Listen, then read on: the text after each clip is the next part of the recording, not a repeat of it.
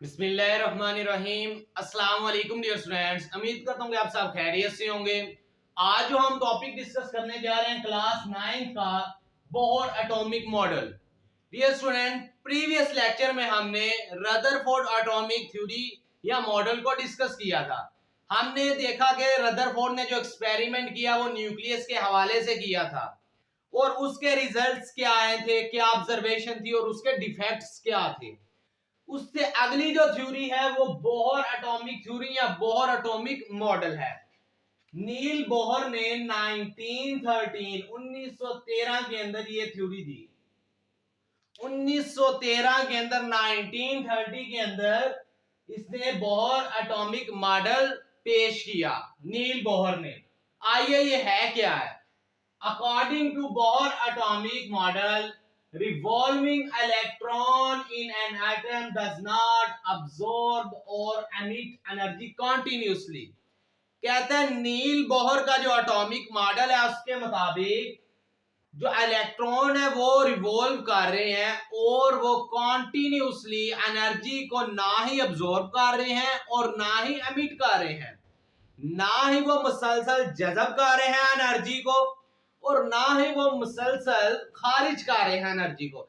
जबकि रदरफोर्ड ये बात कहता था कि जो इलेक्ट्रॉन है वो कॉन्टिन्यूसली अब्सॉर्ब करेंगे और एमिट करेंगे एनर्जी को और वो न्यूक्लियस के अंदर फॉल कर देंगे। लेकिन ये उसकी डीमेरिट थी, ये उसका डिफेक्ट था। Energy of revolving electron is quantized. कहता है जो रिवॉल्विंग इलेक्ट्रॉन है, जो इलेक्ट्रॉन रिवॉल्व कर रहा है उसकी एनर्जी फिक्स है, क्वांटाइज है, वो चेंज नहीं होती। As it revolve only in orbit of a fix energy called energy level. कहता है जो इलेक्ट्रॉन रिवॉल्व कर रहा है वो एक फिक्स ऑर्बिट में, एक अपने मदार में, एक अपने रास्ते में जो है वो रिवॉल्व कर रहा है और उस ऑर्बिट को उसने क्या कहा, एनर्जी लेवल्स, जिसको हम शेल्स कहेंगे। ठीक है डियर स्टूडेंट, ये मैंने एक पिक्चर बनाई है। ये न्यूक्लियस है and central part of the atom is called nucleus. ये मैंने ब्लू कलर का न्यूक्लियस बनाया। ये पहला एनर्जी लेवल है, ये फर्स्ट एनर्जी लेवल है जिसको मैं के कह रहा हूं। ये के है, ये एल है, ये एम है और ये लास्ट पे एन है। ये जो के एल एम एन ये शेल्स के नाम है, ये एनर्जी लेवल्स के नाम है, ऑर्बिट्स के नाम है। ये आगे जाके हम डिस्कस करेंगे। ऑर्बिट का सबसे पहले कंसेप्ट ही नील बोहर ने दिया। ठीक है, के एल एम एन और इन तमाम के तमाम ऑर्बिट्स की शेल की एनर्जी क्वांटाइज्ड है। ठीक है, आइए जरा इसके पास्टुलेट को डिस्कस करते हैं कि नील बोहर ने जो पास्टुलेट दिए थे वो क्या थे। बेसिकली इसने हाइड्रोजन एटम पे ये एक्सपेरिमेंट किया था। Hydrogen atom consist of tiny nucleus. Dear student, जब एटम का साइज छोटा होगा तो जाहिर सी बात है उसका न्यूक्लियस भी छोटा होगा। और न्यूक्लियस के अंदर क्या चीज मौजूद होती है, प्रोटॉन एंड न्यूट्रॉन। हमें पता है हाइड्रोजन, हाइड्रोजन पीरियोडिक टेबल का सबसे पहला एलिमेंट है हाइड्रोजन और इसका एटॉमिक नंबर 1 होता है। एटॉमिक नंबर 1 का मतलब कि इसके न्यूक्लियस में एक ही प्रोटॉन है, इसका साइज भी छोटा है और इसका न्यूक्लियस भी छोटा है। ठीक है, और उसके बाद देखिएगा electron revolve in one circular orbit of radius R. कहता है जो इलेक्ट्रॉन रिवॉल्व कर रहा है वो एक ही ऑर्बिट में, एक सर्कुलर ऑर्बिट में, ये इलेक्ट्रॉन ई से मैंने रिप्रेजेंट किया है, यहां ही रिवॉल्व करेगा। पहले ऑर्बिट में एक ही सर्कुलर ऑर्बिट में रिवॉल्व करेगा क्योंकि हाइड्रोजन के पास एक इलेक्ट्रॉन है अराउंड द न्यूक्लियस। देखिए न्यूक्लियस के इर्द गिर्द ये ऑर्बिट बने हैं जहां इलेक्ट्रॉन का एक पाथवे होता है जहां वो रिवॉल्व करता होता है। Second, each orbit has fix energy that is quantized. जैसा कि मैंने आपको पहले बताया कि जितने भी एनर्जी लेवल है के एल एम एन, इनकी एनर्जी फिक्स है, क्वांटाइज है, इनकी एनर्जी चेंज नहीं होती। डियर स्टूडेंट, कब एनर्जी इलेक्ट्रॉन कब अब्सॉर्ब करेगा, कब रिलीज करेगा? बोहर ने तो ये कह दिया ये कॉन्टिन्यूसली ना अब्सॉर्ब कर सकता है और ना ही रिलीज कर सकता है, तो फिर कब ये करेगा? तीसरा इसका जो पास्टुलेट है वो यही है कि electron does not emit or absorb energy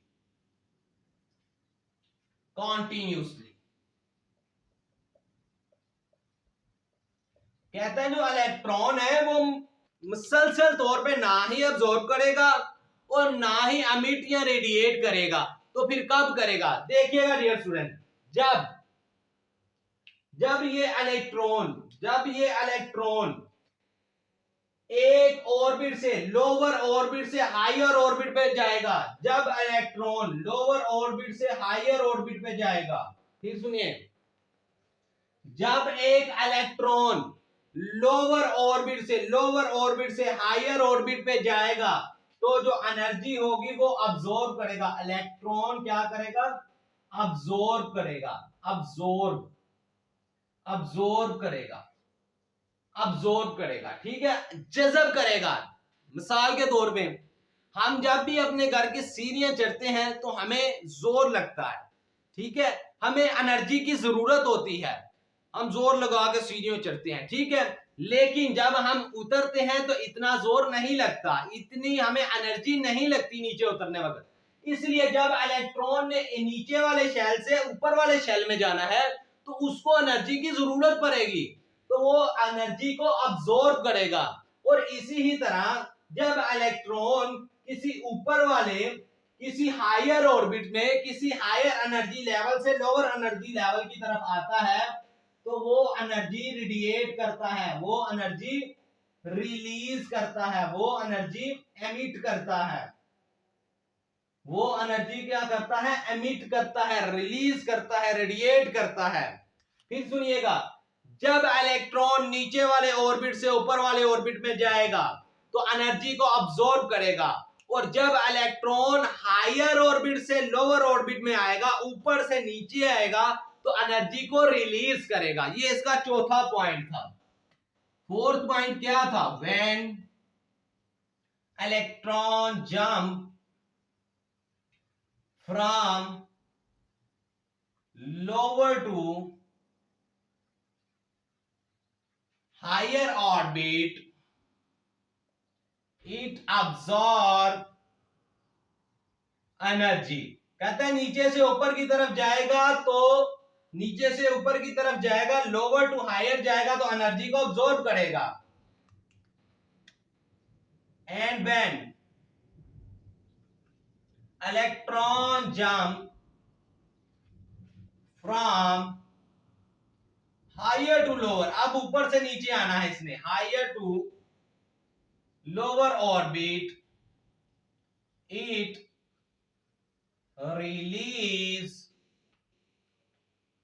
energy, ये एनर्जी को रिलीज करेगा। अब देखें, एक दफा जब ये ऊपर गया, नीचे से ऊपर गया और फिर ऊपर से वापस नीचे आया, तो दो एनर्जी आ गई, जिसको हम एनर्जी डिफरेंस कुछ इस तरह से लिखते हैं, delta E, change in energy is equal to E2 minus E1 is equal to H mu या HV भी आप कह सकते हैं, ठीक है। डियर स्टूडेंट, ये जो H है इधर, ये प्लांक्स कांस्टेंट है, where H is the Planck's constant। Maxwell Planck's एक साइंटिस्ट का नाम था, ये उसके नाम पे है, प्लांक्स कांस्टेंट। और डियर स्टूडेंट, एमसीक्यू के लिए याद रखना, जो इसकी वैल्यू होती है वो होती है 6.63 multiply 10 raised power minus 34 JS joule second. Dear student, ये इसकी वैल्यू है प्लांक्स कांस्टेंट की 6.63 multiply 10 raised power minus 34 JS। और डियर स्टूडेंट, ये जो V है या म्यू है, ये क्या चीज है? ये फ्रीक्वेंसी ऑफ लाइट है, ये स्पीड ऑफ लाइट है। ये क्या है जी? ये फ्रीक्वेंसी ऑफ लाइट है या स्पीड ऑफ लाइट है,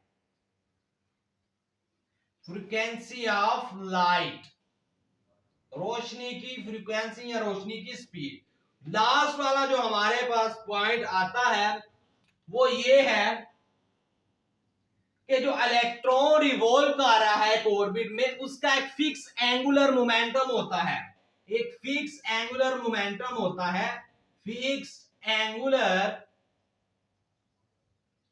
मोमेंटम, जिसको हम एम वी आर से रिप्रेजेंट करते हैं। एंगुलर मोमेंटम को हम एम वी आर से लिखते हैं। अब देखिएगा डियर स्टूडेंट, इसका एक फॉर्मूला है M V R is equal to N H over 2 pi. ये क्या चीज है डियर स्टूडेंट, देखिएगा जरा। M V R angular momentum हो गया ऑर्बिट का, इन ऑर्बिट का एंगुलर मोमेंटम हो गया। और ये जो एच है अभी हमने पढ़ा, ये प्लांक्स कांस्टेंट है। एन क्या है, एन क्वांटम नंबर है, एन प्रिंसिपल नंबर है। क्वांटम नंबर से मुराद कौन सा शेल है, एन 1 है, 2 है, 3 है। ये एन 1 है पहला शेल, ये एन 2 है दूसरा शेल, ये एन 3 है तीसरा शेल, ये एन 4 है चौथा शेल। एन से मुराद के इलेक्ट्रॉन कौन से शेल में रिवॉल्व कर रहा है, एच प्लांक्स कांस्टेंट। और ये पाई का तो आपको पता है 22/7 और डिवाइड करें 3.14 इसकी वैल्यू आती है। ये 5 डिफरेंट पॉइंट से पहला ये था कि इसने हाइड्रोजन पे जो एक्सपेरिमेंट किया, कहता है कि उसका टिनी न्यूक्लियस है। क्यों छोटा न्यूक्लियस है, उसका साइज छोटा है। इलेक्ट्रॉन रिवॉल्व करता है उसके ऑर्बिट के अंदर, एक फिक्स ऑर्बिट है, और तमाम के तमाम जो ऑर्बिट है उनकी एनर्जी क्वांटाइज है। इलेक्ट्रॉन ना तो कॉन्टिन्यूसली अब्सॉर्ब करता है एनर्जी और ना ही एमिट करता है। कब अब्सॉर्ब करेगा, जब लोअर वाले ऑर्बिट से हायर वाले ऑर्बिट में जाएगा, और कब रिलीज करेगा, जब हायर वाले ऑर्बिट से लोअर वाले ऑर्बिट में आएगा। और लास्ट वन के इन ऑर्बिट्स का एक फिक्स एंगुलर मोमेंटम होता है, जिसका फार्मूला ये है, ये आपने याद रखना है। ये dear student postulates of Bohr atomic model. अगर आपको मैं बताऊं कि इस चैप्टर में से कोई लॉन्ग आए तो ये सबसे अहम लॉन्ग है, ये सबसे अहम लॉन्ग है इस चैप्टर का, सबसे इंपॉर्टेंट है। तकरीबन मोस्टली हर पेपर में ये पूछा गया है कि postulate of Bohr atomic theory. हमने dear student Bohr atomic model को डिस्कस किया कि उसने ऑर्बिट के बारे में बात की, और फिर हमने उसके पोस्टुलेट को डिस्कस किया। ये बहुत ही इंपॉर्टेंट टॉपिक है। I hope you understand this lecture. Thank you very much. Assalamu alaikum.